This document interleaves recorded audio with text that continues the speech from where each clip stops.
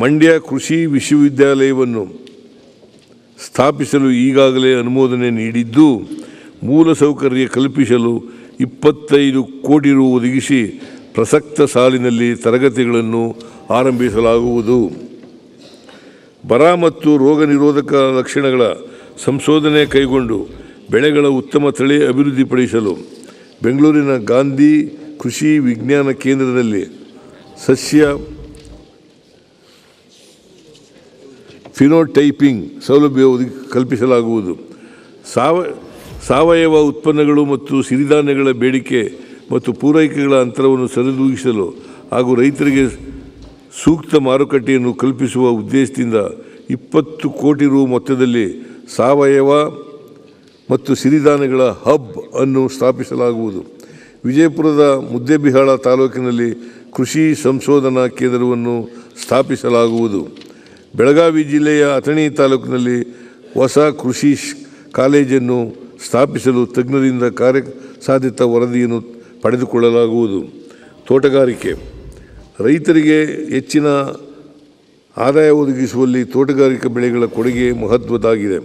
ಇತ್ತೀಚಿನ ಬೆಳೆ ಪದ್ಧತಿ ಸಂಸ್ಕರಣೆ ಮತ್ತು ಮೌಲ್ಯವರ್ಧನೆಯ ತಂತ್ರಜ್ಞಾನದಲ್ಲಾದ ಆಧುನೀಕರಣದ ಅನುಕೂಲವನ್ನು ಬೆಳೆಗಾರರಿಗೆ ತಲುಪಿಸುವ ಉದ್ದೇಶದಿಂದ ಸಮಗ್ರ ತೋಟಗಾರಿಕಾ ಅಭಿವೃದ್ಧಿ ಯೋಜನೆ 2 ಅನ್ನು ಜಾರಿಗೊಳಿಸಲಾಗುವುದು. ಪ್ರಸಕ್ತ ಸಾಲಿನಲ್ಲಿ ಈ ಯೋಜನೆಗೆ 95 ಕೋಟಿ ರು ಅನುದಾನ ಒದಗಿಸಿದೆ. ತೋಟಗಾರಿಕೆ ಬೆಳೆಗಳ ವಿಸ್ತೀರ್ಣ, ಉತ್ಪಾದನೆ, ಬೆಳೆಗಳ ಆರೋಗ್ಯ, ಮಾರುಕಟ್ಟೆ ಇತ್ಯಾದಿಗಳ ಬಗ್ಗೆ ನೈಜ ಸಮಯದ ಆಧಾರದ ಮೇಲೆ ರೈತರಿಗೆ ಮಾಹಿತಿ ಒದಗಿಸಲು ಉದ್ದೇಶಿಸಲಾಗಿದೆ.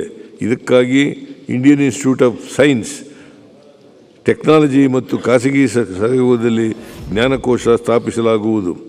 ರಾಜ್ಯದಲ್ಲಿ 20 GI ಟ್ಯಾಗ್ ಹೊಂದಿರುವ ಬೆಳೆಗಳು ಹಾಗೂ ಇತರೆ ದೇಶಿ ತಳಿಗಳು ಕಣ್ಮರೆಯಾಗಿ ನಶಿಸಿ ಹೋಗುವುದನ್ನು ತಪ್ಪಿಸಲು ದೇಸಿ ತಳಿಗಳ ಬೀಜ ಬ್ಯಾಂಕ್ ಸ್ಥಾಪಿಸಲಾಗುವುದು. ಬ್ಯಾಡಗಿ ಮೆಣಸಿನಕಾಯಿ ತಳಿಯ ಸಂರಕ್ಷಣೆ ಮತ್ತು ಮುಟುರು ರೋಗ, ಥ್ರಿಪ್ಸ್ ಇತ್ಯಾದಿ ಸಮಸ್ಯೆಗಳಿಗೆ ಪರಿಹಾರ ಕಂಡುಕೊಳ್ಳಲು ಸಂಶೋಧನೆ ಕೈಗೊಳ್ಳಲಾಗುವುದು. ತೋಟಗಾರಿಕೆಗೆ ಅಧೀನದ ಆಯ್ದ ಕ್ಷೇತ್ರಗಳು ಮತ್ತು ನರ್ಸರಿಗಳ ಅಡಿ ಸಾರ್ವಜನಿಕ ಖಾಸಗಿ ಸಹಯೋಗದೊಂದಿಗೆ ಹೂ ಕೃಷಿ, ಅಲಂಕಾರಿಕ ಸಸ್ಯಗಳು, ಔಷಧೀಯ ಸಸ್ಯಗಳನ್ನು ಬೆಳೆಸಲು ಹಾಗೂ ತೋಟಗಾರಿಕೆ ಪ್ರವಾಸೋದ್ಯಮವನ್ನು ಉತ್ತೇಜಿಸಲು ಕಾರ್ಯಕ್ರಮವನ್ನು ರೂಪಿಸಲಾಗುವುದು. ಗದಗ ಜಿಲ್ಲೆಯ ಡಂಬಳದಲ್ಲಿ ತೋಟಗಾರಿಕೆ ಕಾಲೇಜನ್ನು ಸ್ಥಾಪಿಸಲು ತಜ್ಞರಿಂದ ಕಾರ್ಯಸಾಧ್ಯತಾ ವರದಿಯನ್ನು ಪಡೆದುಕೊಳ್ಳಲಾಗುವುದು. ತೋಟಗಾರಿಕಾ ಬೆಳೆಗಳ ಹನಿ ನೀರಾವರಿ ಕಾರ್ಯಕ್ರಮದಡಿ ಸುಮಾರು 52,000 ಫಲಾನುಭವಿಗಳ 426 ಕೋಟಿ ರು ಸಹಾಯಧನವನ್ನು ಒದಗಿಸಲಾಗುವುದು. ಮಲೆನಾಡು ಜಿಲ್ಲೆಯಲ್ಲಿ ಎಲೆ ಚುಕ್ಕಿ ರೋಗದ ಬಾಧೆಗೆ ತುತ್ತಾಗಿ 2 ಲಕ್ಷಕ್ಕಿಂತ ಅಧಿಕ ಅಡಿಕೆ ಬೆಳೆಗಾರರು ಸಂಕಷ್ಟಕ್ಕೀಡಾಗಿರುತ್ತಾರೆ.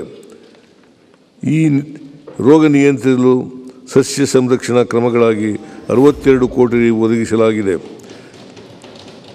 ತೆಂಗು ಬೆಳೆಯುವ ಪ್ರದೇಶಗಳಲ್ಲಿ ಕಪ್ಪು ತಳೆ ಹುಳುವಿನ ಬಾಧೆಯ ಕುರಿತು ವೈಜ್ಞಾನಿಕ ಸಮೀಕ್ಷೆ ನಡೆಸಿ ಇದರ ಆಧಾರದ ಮೇಲೆ ಸಸ್ಯ ಸಂರಕ್ಷಣಾ ಕ್ರಮವನ್ನು ಕೈಗೊಳ್ಳಲಾಗುವುದು.